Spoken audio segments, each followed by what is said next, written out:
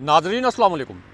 इस्लामाबाद के red zone से मैं हूं इब्राहिम राजा और आप इस वक्त मुझे बराह रास्त रेड जोन से देख सकते हैं और सुन सकते हैं। मेरे दाएं हाथ पर इस वक्त पार्लियामेंट की बिल्डिंग है।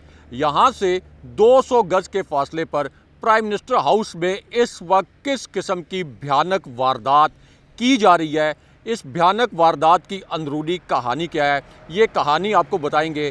जिस जगह पर मैं खड़ा हूँ यहाँ से 100 गज पीछे सुप्रीम कोर्ट की इमारत है और अब इस्लामाबाद हाई कोर्ट का जो फैसला सामने आया है इमरान खान साहब की ज़मानत के मुतल्लिक, उसके बाद इमरान खान साहब को दोबारा गिरफ्तार करने के लिए किस किस्म का एक बहुत बड़ा और घिनौनी नौयत का एडवेंचर किया गया।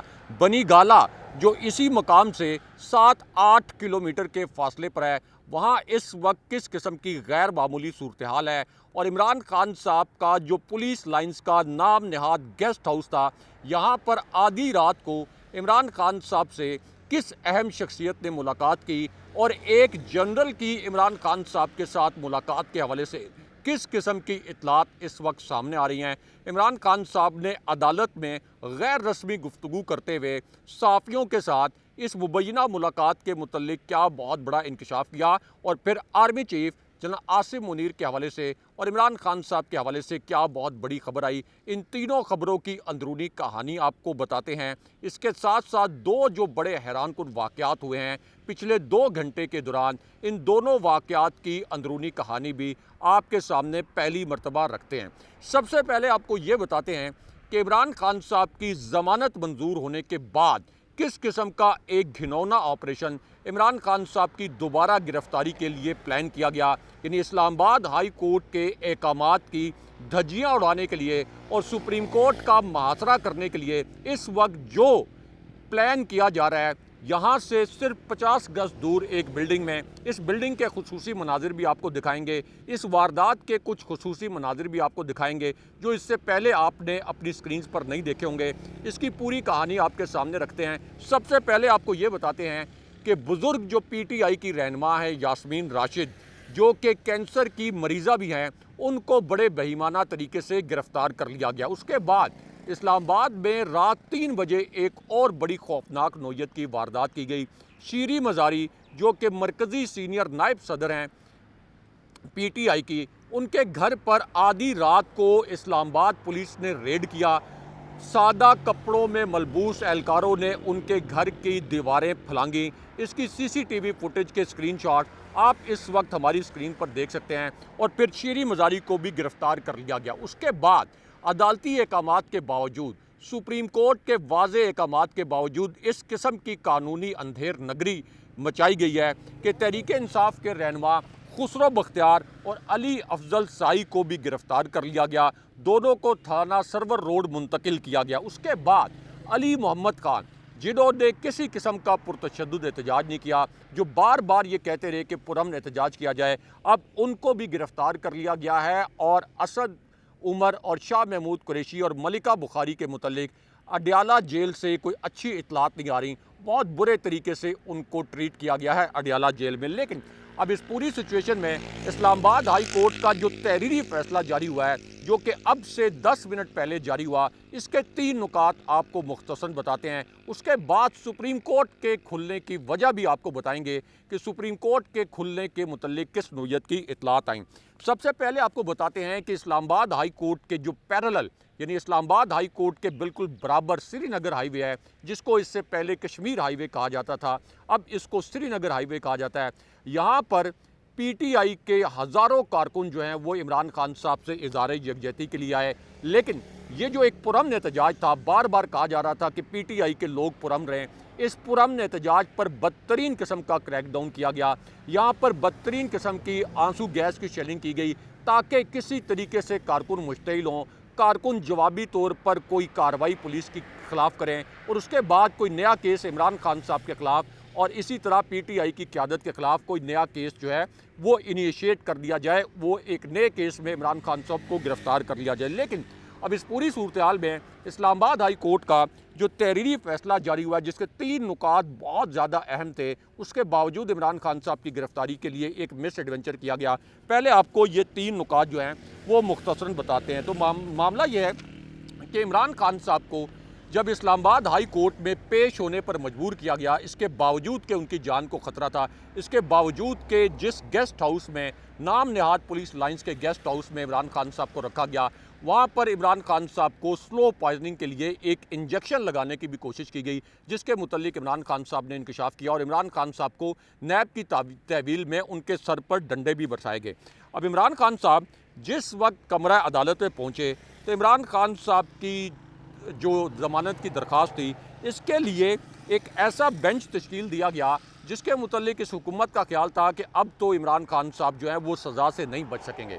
लेकिन चूँकि ये केस ही बहुत बोगस नौयत का था, इसलिए अब 3 नुकात जो हैं इस तहरीरी फ़ैसले के सामने आए हैं।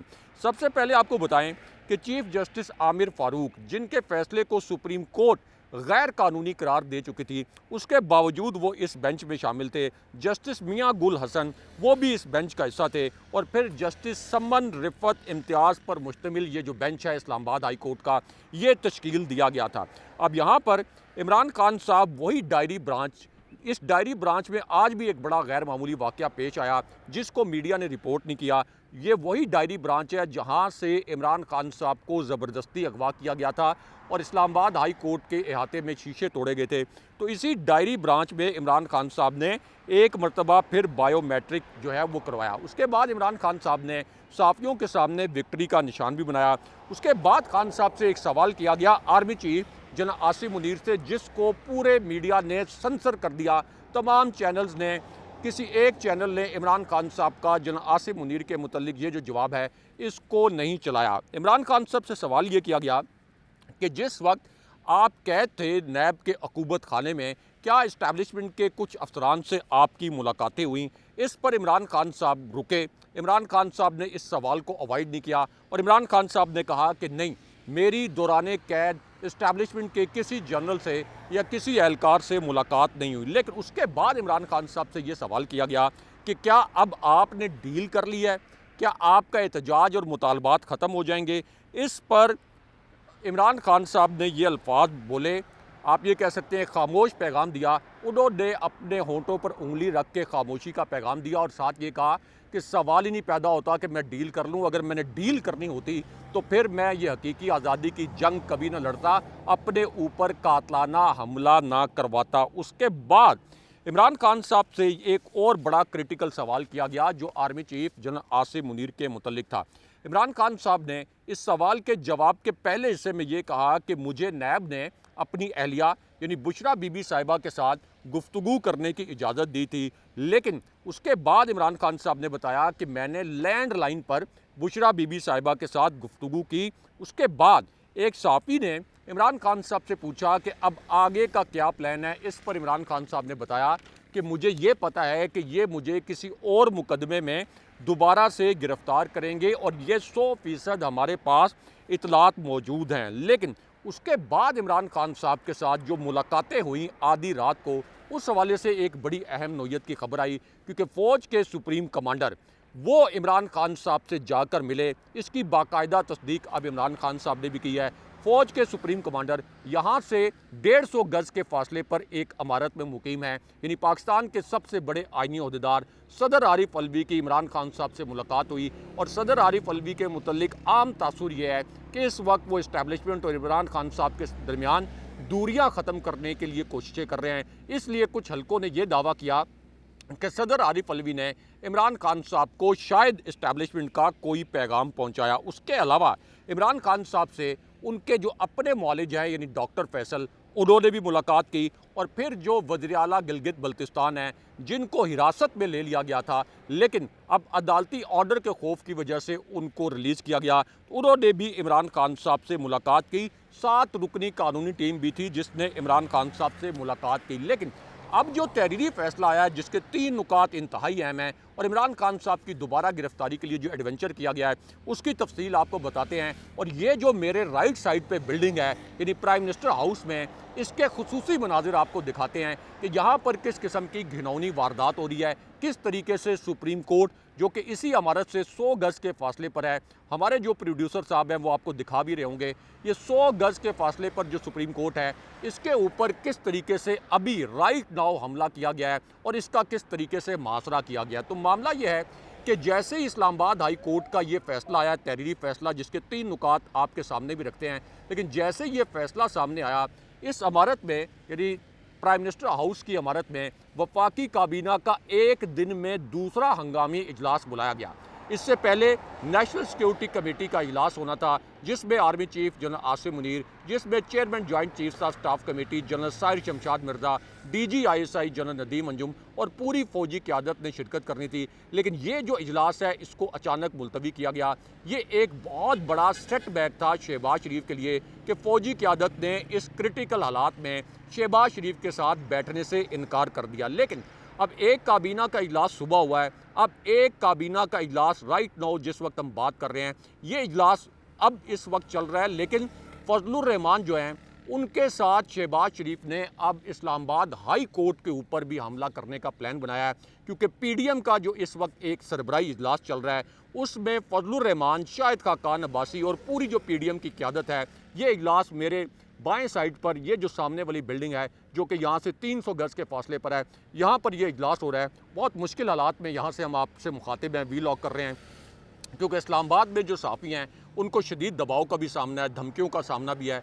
तो अब यहाँ पर प्लान ये किया गया है कि सुप्रीम कोर्ट के ख़िलाफ़, क्योंकि सुप्रीम कोर्ट ने हालांकि कोई इमरान खान साहब को जो कानूनी रिलीफ दिया जाना चाहिए था वो नहीं दिया, लेकिन प्लान ये कर लिया गया है कि सुप्रीम कोर्ट के ख़िलाफ़ ये जो शाराए दस्तूर है, ये जो मेरे राइट साइड पे देख रहे हैं, यहाँ पर चीफ जस्टिस ऑफ पाकिस्तान और सुप्रीम कोर्ट के जज साहिबान और सुप्रीम कोर्ट के ख़िलाफ़ एहतजाज किया जाएगा। उसके बाद जो अल्फाज इस्तेमाल किए गए, ये सुनकर आपके होश उड़ जाएंगे। अल्फाज शहबाज शरीफ ने जो इस्तेमाल किए और इसका एलामिया जारी करवाया कि चीफ जस्टिस ने जो इमरान खान साहब को ये कहा कि गुड टू सी यू, यानी आपको देखकर खुशी हुई। हालांकि वो जेस्चर ये था कि आपके ऊपर तो तशद्दुद भी हुआ। उसके बावजूद चीफ जस्टिस साहब ने जो अल्फाज बोले, इसके मुतल्लिक ये कहा गया कि चीफ जस्टिस ने अदलिया के माथे पर कलंक का टीका मल दिया है। ये अल्फाज शहबाज शरीफ ने बोले, प्राइम मिनिस्टर हाउस से इसका एलामिया जारी किया गया। अब इस पर तो चीफ जस्टिस साहब ने किसी किस्म का नोटिस नहीं लिया। इससे पहले इमरान खान साहब के जज ज़ेबा साहिबा के मुतल्लिक जो आप कह लें बेज़रर किस्म के रिमार्क्स थे, उस पर इमरान खान साहब के ख़िलाफ़ तौहीन अदालत भी लगी थी और दहशतगर्दी का मुकदमा भी चलाया गया था। उसके बाद ये कहा गया कि हम चीफ जस्टिस के ख़िलाफ़ मज़ामत करेंगे, चीफ जस्टिस को फ़ैसले नहीं करने देंगे और चीफ जस्टिस के फ़ैसलों पर अमल दरामद नहीं करेंगे। अब इस पूरी सिचुएशन में जब फजलुर रहमान और एक हारे हुए लश्कर के कमांडर, यानी एक ऐसा कमांडर जिसकी कौमी असम्बली में एक नशिस्त भी नहीं है, वो इस वक्त इमरान खान साहब पर, chief justice of supreme court पर और इस्लामाबाद हाई कोर्ट पर हमलावर है। और ये जो हारे हुए लश्कर के कमांडर हैं, ये कह रहे हैं कि मेरे पास जो एक नाम नहाद मदारिस की फ़ोर्स है, इसके ज़रिए मैं इस्टेब्लिशमेंट को, इसी तरह सुप्रीम कोर्ट को और जो आपकी इस्लामाबाद हाई कोर्ट है, इसको हम इस तरीके से ब्लैकमेल करेंगे। लेकिन अब इस पूरी सिचुएशन में इस्लामाबाद हाई कोर्ट का जो एक बड़ा फ़ैसला सामने आया है, इस फैसले के 3 नुकात आपके सामने मुख्तसरन रखते हैं। अब एक तो इस्लामाबाद हाई कोर्ट ने पहले ये फ़ैसला दिया कि इमरान खान साहब के ख़िलाफ़ 9 मई के बाद, यानी जिस दिन उनको गैर कानूनी तौर पर अगवा किया गया, इसके बाद के जो मुकदमात हैं उनमें इमरान खान साहब को गिरफ़्तार ना किया जाए। ये तहरीरी फ़ैसले का पहला नुक्ता था। लेकिन उसके बाद इमरान खान साहब को गिरफ़्तार करने के लिए एक नया एडवेंचर शुरू कर दिया गया, क्योंकि कहा यह गया कि ये जो इस्लामाबाद हाई कोर्ट का फ़ैसला है, इसका इतलाक़ सिर्फ इस्लामाबाद की हदूद तक होगा। यानी इमरान खान साहब जैसे इस्लामाबाद की हदूद से बाहर निकलेंगे, इमरान खान साहब को गिरफ़्तार कर लिया जाएगा। पंजाब पुलिस ने इमरान खान साहब का मुहासरा कर लिया। उसके बाद जो इस्लामाबाद पुलिस थी, उसने भी पंजाब पुलिस की मुआवनत शुरू कर दी। अब इस दौरान इमरान खान साहब को जब ये पता चला कि पंजाब पुलिस ने दोबारा से उनकी गिरफ़्तारी की तैयारी कर ली है, तो एक और प्रोटेक्टिव बेल की फिर दरख्वास्त जो है वो इस्लामाबाद हाई कोर्ट में दायर की गई। इस दरख्वास्त में ये कहा गया कि हमें ये नहीं पता कि ये किसी बैक डेट में कोई खुफिया मुकदमा जो है वो अचानक इमरान खान साहब के ख़िलाफ़ दर्ज करें और इमरान खान साहब को उस मुकदमे में गिरफ़्तार कर लिया जाए। हालांकि इस्लामाबाद हाई कोर्ट के ये ऑर्डर थे कि 17 मई तक, यानी 9 मई के बाद कोई भी जो मुकदमा है उसमें इमरान खान साहब को 17 मई तक गिरफ़्तार नहीं किया जा सकता। लेकिन जैसे ही पंजाब पुलिस ने इमरान खान साहब का मुहासरा किया, उसके बाद एक प्रोटेक्टिव बेल की एक और एप्लीकेशन फ़ाइल की गई। इस दौरान जैसे ये बेल की एप्लीकेशन फ़ाइल की गई, आपकी जो स्क्रीन्स हैं यानी टीवी स्क्रीन्स, इनके ऊपर शहबाज शरीफ का एक पैगाम फ्लैश होना शुरू हो गया। मरियम नवाज़ और नवाज शरीफ पीडीएम के जो इजलास है इसमें लाइव लिंक पर शरीक हो गए और एक ख़बर बड़ी मिस्टीरियस किस्म की फौरी तौर पर लॉन्च करवा दी गई। और इस खबर के अंदर ये कहा गया कि इस्लामाबाद हाई कोर्ट का जो फैसला है ये खिलाफ कानून है, हम इन जज साहिबान के ख़िलाफ़ रेफरेंस लेके आएंगे, यानी ताकि इस समाअत के दौरान ये जो जज साहिबान हैं इन तक ये फ़ैसला पहुंच जाए कि हम इनके ख़िलाफ़ रेफरेंस लेके आएंगे और ये दबाव में आकर इमरान खान साहब के ख़िलाफ़ जो बोगस तरीन केसेज हैं इनमें किसी भी सूरत इमरान खान साहब को रिलीफ ना दें। अब इस पूरी सिचुएशन में इमरान खान साहब को खुद रोस्ट्रम पर आना पड़ा। इमरान खान साहब ने रोस्ट्रम पर आकर ये कहा कि अगर मुझे दोबारा गिरफ़्तार किया गया तो ज़ाहिर है कि मैं तो जो एहतजाज करने वाले मुजाहिरीन हैं उनको कंट्रोल नहीं कर सकता, मुझे क्या पता चलेगा कि क्या हो रहा है बाहर, और फिर मेरे जो चाहने वाले हैं या जो मेरे सपोर्टर्स हैं उनको तो नहीं पता कि दौरान हिरासत मेरे साथ क्या सलूक किया जा रहा है। तो ज़ाहिर है कि फिर इश्तिहाल भी आएगा, फिर दोबारा से मुल्क के अंदर एक तबाही की सूरत हाल पैदा होगी और फिर एहतजाज करने वालों को कंट्रोल करना जो है वो मेरे लिए मुमकिन नहीं रहेगा। अब इस पूरी सिचुएशन में इस्लामाबाद हाई कोर्ट ने एक बड़ा फ़ैसला सुनाया और इस्लामाबाद हाई कोर्ट का वो फ़ैसला ये था कि अब इमरान खान साहब के ख़िलाफ़ जितने भी केसेस हैं जो कि 9 मई के बाद दर्ज हुए या कोई खुफिया केस या कोई बैक डेट में दर्ज किया गया केस, इन तमाम केसेस में इमरान खान साहब को पीर के दिन तक की ज़मानत दी गई है और ये कहा गया कि इमरान खान साहब जो हैं उनको पीर के दिन तक गिरफ़्तार किसी सूरत ना किया जाए। लेकिन उसके बावजूद राना सनाउल्लाह जो हैं उन्होंने एक हंगामी इजलास बुलाया और इमरान खान साहब की गिरफ़्तारी के जो ऑप्शन हैं उनके ऊपर आप ये कह लें उनको एग्जीक्यूट करने के लिए एक नया एडवेंचर करने की कोशिश की। राइट नाउ जिस वक्त मैं आपसे मुखातिब हूँ ये भयानक वारदात इस वक्त भी मेरे जो दाएं हाथ पर बिल्डिंग है यानी प्राइम मिनिस्टर हाउस, ये वारदात यहाँ पर जारी है। इसका जो आउटकम होगा ये आपको बहुत अहम अपडेट्स के साथ मैं अगले प्रोग्राम में दूंगा। अगले प्रोग्राम तक के लिए अल्लाह हाफ़िज़।